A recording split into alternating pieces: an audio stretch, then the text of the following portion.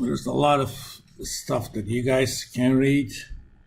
I'm going to talk about two things. One is called a preferred stock. It's kind of a misnomer.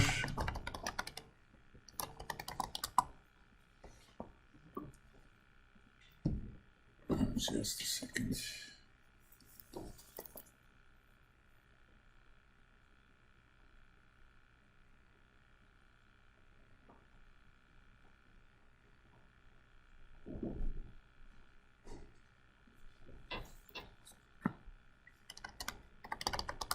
It is actually a debt instrument that does not have a maturity. It has a dividend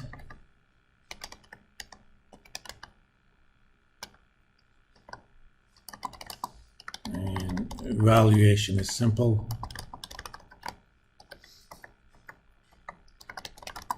Value equals dividend. I should call that annual dividend.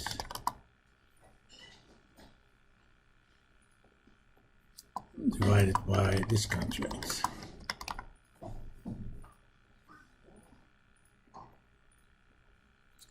There are two types of preferred stock.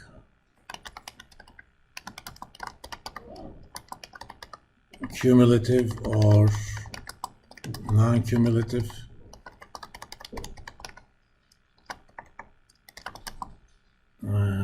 If a dividend is missed when preferred stock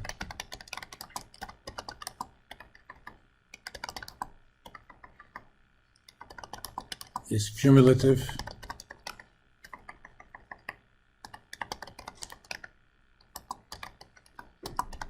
next time firm has to pay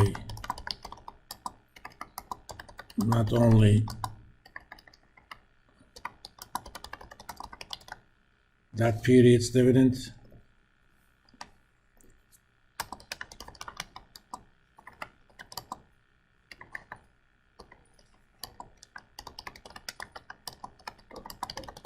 but also the missed ones. For non-cumulative,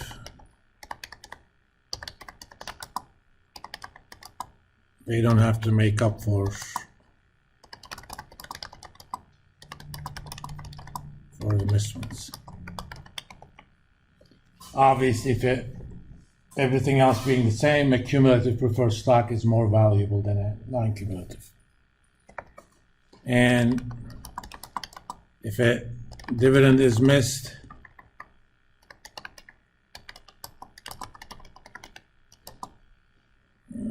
cumulative or not,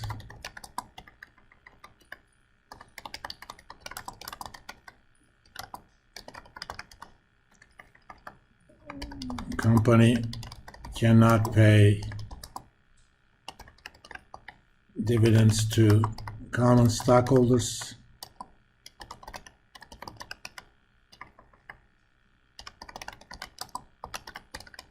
before paying the preferred stockholders.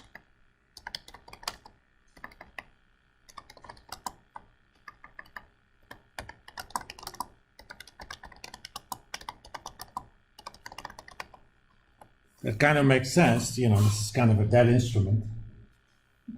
You can't simply say, oh, I don't have money to pay you, but I'm going to pay my common shareholders. If you have the money, pay the preferred shareholders first. That's why it's called preferred. And in bankruptcy proceedings,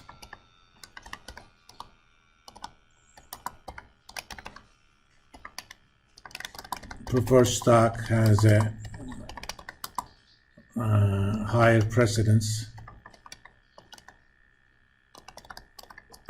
than common stock. Typically, debt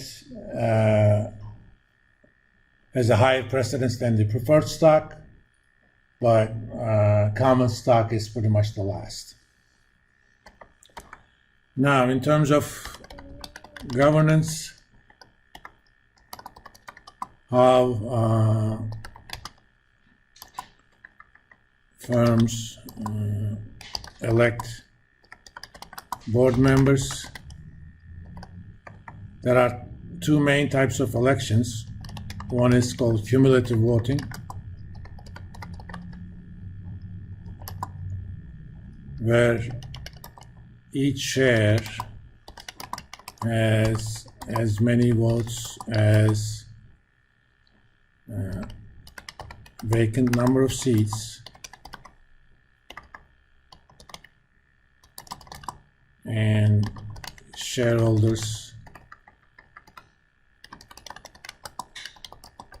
can distribute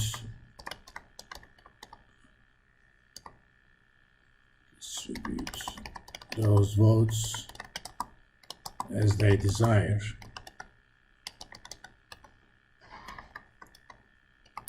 Given that if there are n seats open up for election,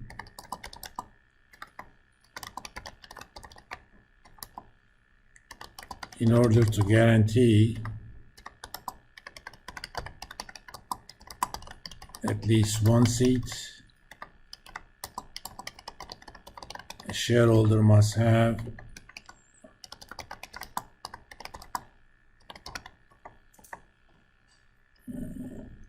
number of shares divided by n+1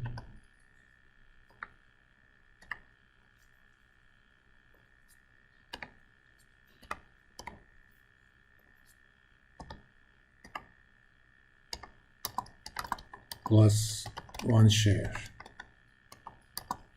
So for example,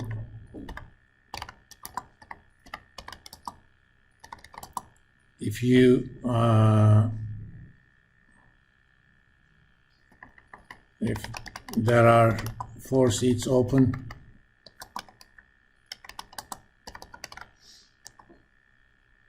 obviously n equals 4, and there are 100,000 shares outstanding, you need 100,000 divided by 1 plus 4 plus 1 shares. So you need to have 1 vote, 1 share more than the 20% of total number of shares. If there are 5, you're gonna need,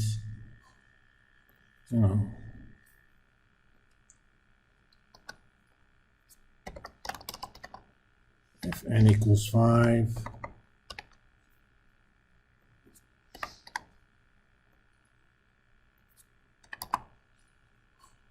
you're gonna need a little over 16 2/3%, pretty much. This is for cumulative voting.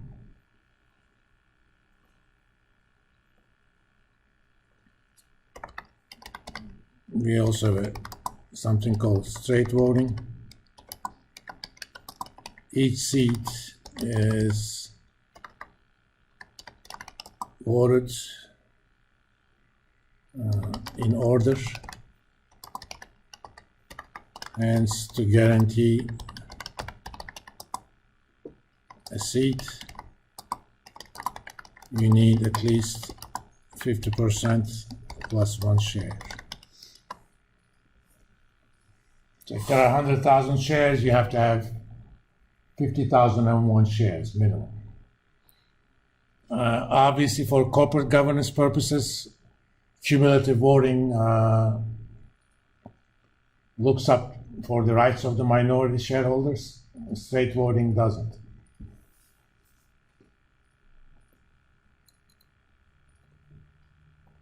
Sometimes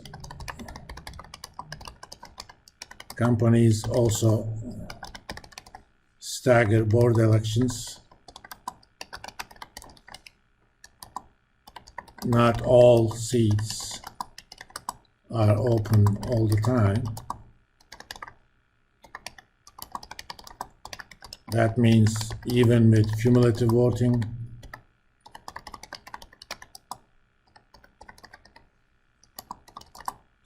you need more shares.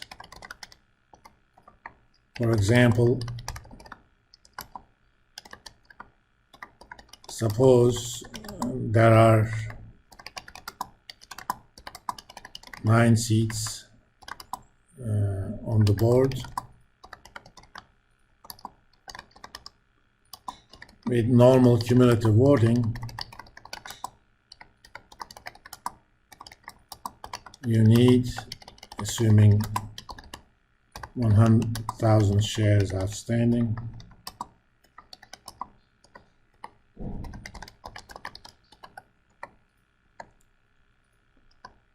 $100,000 divided by 1 plus 9 plus 1. So you need 10,001 shares. But if elections are staggered,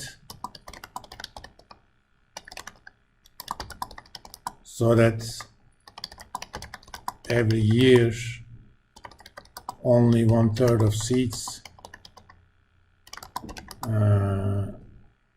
are up for re-election, election.